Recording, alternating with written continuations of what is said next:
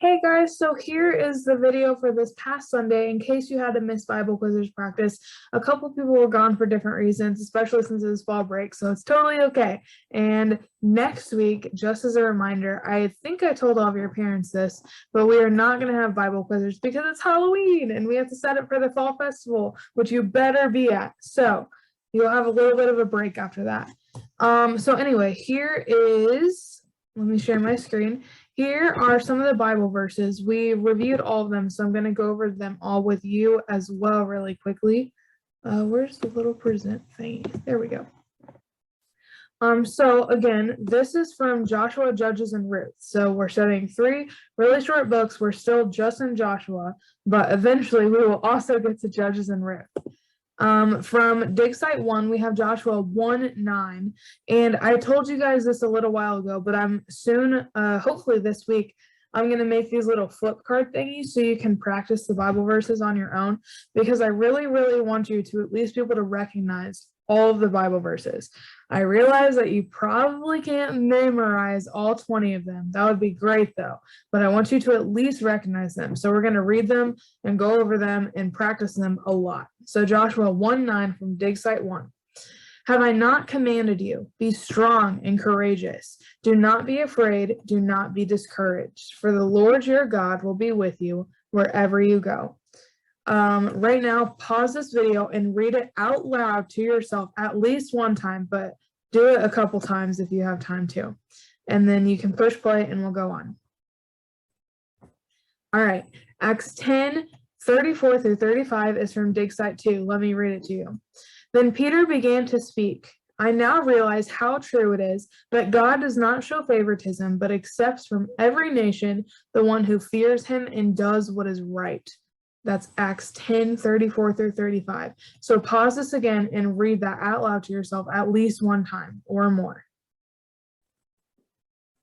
Joshua 3:5 is from Dig Site 3. Joshua told the people, consecrate yourselves, for tomorrow the Lord will do amazing things among you. The word consecrate is a big word for us, right? That just means to make your heart clean, to get yourself ready, to get your heart right with God. So Joshua told the people, consecrate yourselves, get ready, make yourself clean, get your heart right with God. Consecrate yourselves, for tomorrow the Lord will do amazing things among you. Pause this right now and read it out loud to yourself at least one time or more. All right, Joshua 4:21 through 22. He said to the Israelites, in the future, when your descendants ask their parents, what do these stones mean? Tell them, Israel crossed the Jordan on dry ground. This was from last week. If you missed last week, it was a really good story. I have not made a video about it, but if you want to look up Joshua 4 on what am I trying to say? On YouTube, the Saddleback Kids videos that we watch, Joshua 4, look that up on YouTube. You can read the story again. And obviously it's in your book and it's in that little black book that has all of the Bible stuff. But if you want to watch a video, you can look that up on YouTube. Let me read this again, Joshua 4:21 through 22. He said to the Israelites, in the future, when your descendants ask their parents, what do these stones mean? Tell them, Israel crossed the Jordan on dry ground. And then we have our verse for this dig site this week, Deuteronomy 27:10. Obey the Lord your God and follow his commands and decrees that I give you today. Later, I'm going to ask you why you think that is our verse. But right now, we're going to watch the little video for today. And then I'll ask you why you think Deuteronomy 27:10 is our verse for this week. And then we'll do X marks the spot really fast. And if you were here in person, we play some games afterwards, but you can play games on your own if you want. So here's the video.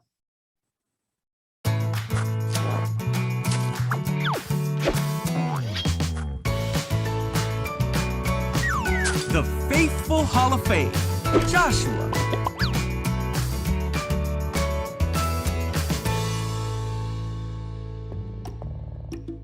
This is Joshua. Oh, hey. Joshua was the leader of the Israelites, who God used to bring his people to the Promised Land. Yeah, let's do it. When God told Joshua it was time to take the promised land, Joshua sent spies into the city of Jericho. While those spies were in Jericho, they were protected by a woman named Rahab.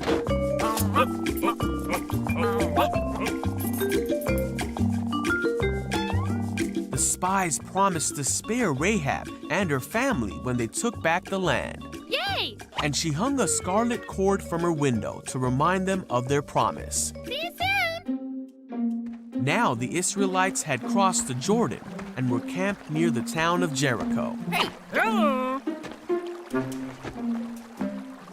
One day, Joshua looked up, and there was a man standing before him. Hello.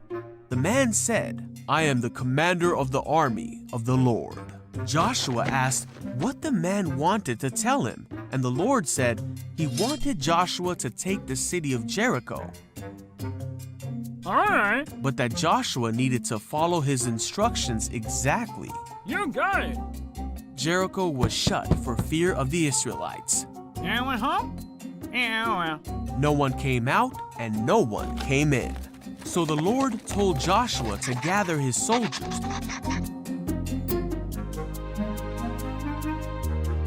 and march around the city for 6 days. Mary, The priests were to take the Ark of the Covenant, and 7 priests were to go in front of it, blowing a ram's horn. On the 7th day, they were to march around the city 7 times and blow the horn. Then all the people of Israel were to give a great shout, then what? and then the city walls would fall. Whoa! Yeah, let's do it. So Joshua said, "Shout, for the Lord has given you the city." And the people did shout.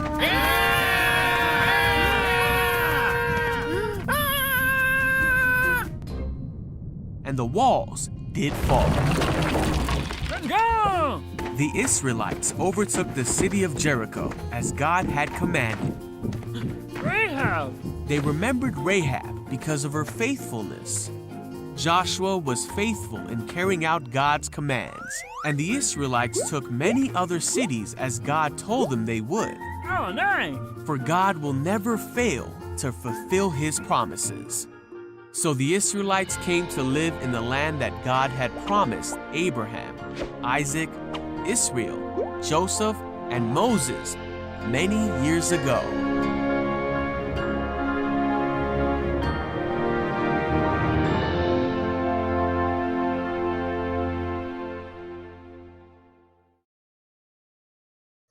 Okay, guys, so here's Deuteronomy 27:10 again.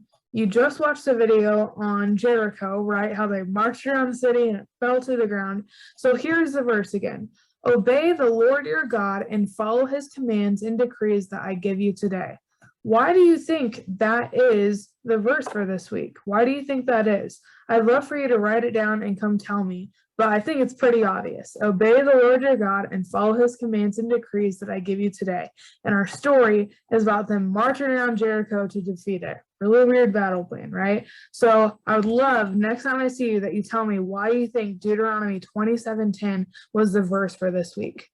But now we're going to go to our X marks the spot. So if you flip to your page in your little workbook, the Joshua Judges and Ruth workbook, find dig site 5, X marks the spot. So I'll give you just a second to do that.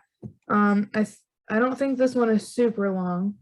We did this all together the other day, and then we played some games. I wish you would have been there for the games because it was super fun.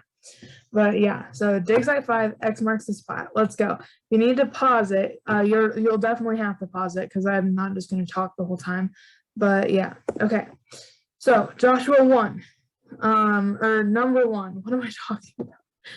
Number 1, Joshua was near Jericho. He saw a man standing in front of him with a drawn sword in his hand. So I'm going to go through and read all of these, but you'll probably have to pause them unless you're a really fast writer. Some of you guys are really fast writers, though. So Joshua was near Jericho. He saw a man standing in front of him with a drawn sword in his hand. Jericho and sword. Number 2, the man said, "As commander of the army of the Lord, I have now come." Army. Number 3, Joshua fell face down in reverence and asked, "What message does my Lord have for his servant?" So number 3 is message and servant. Number 4, the commander replied, "Take off your sandals, for the place where you are standing is holy." Joshua obeyed. Sandals is for number 4. Number 5, the gates of Jericho were securely locked because of the Israelites. No one went out or came in. Number 5 is gates. So if you need to pause this to finish writing down, go ahead and do that, but I'm going to go on. Number 6, the Lord, I think it's supposed to say then. Then the Lord said to Joshua, "See, I have delivered Jericho into your hands, along with its king and its fighting men." So number 6 is Jericho and king. Sorry about my typo there. Number 7, the Lord told Joshua, "March around the city once with all the armed men. Do this for 6 days." So march. Have 7 priests carry trumpets of ram's horns in front of the ark. So trumpets and front. On the 7th day, march around the city 7 times. You can write the number if you want, with the priests blowing the trumpets. So 7. And again, you can write the number. I don't care. When you hear them sound a long blast, have the whole army give a loud shout. Then the wall of the city will collapse and the army will go straight in. So blast and shout. Again, if you need to pause it, go ahead, but I'm going to go on to number 8. Number 8, Joshua called the priests and told them what to do, and he ordered the army, "Advance, march around the city." Number 8 is priests and advance. Number 9, Joshua commanded the army not to give a war cry, raise their voices, or say a word until he told them to. So number 9 is war and word. War and word. Number 10, Joshua had the ark of the Lord carried around the city, circling it once. They did this for 6 days. You can write the number here too. I don't care. 6.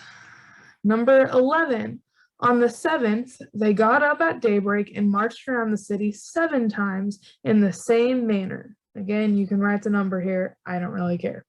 Or you can write the whole word. You can pause it, but I'm going on to number 12. So here we go. Number 12. The 7th time the priest sounded the trumpet blast, Joshua commanded, "Shout, for the Lord has given you the city." So number 12 is shout. Number 13. The entire city was to be devoted to the Lord. Only Rahab and all who were in her house would be spared.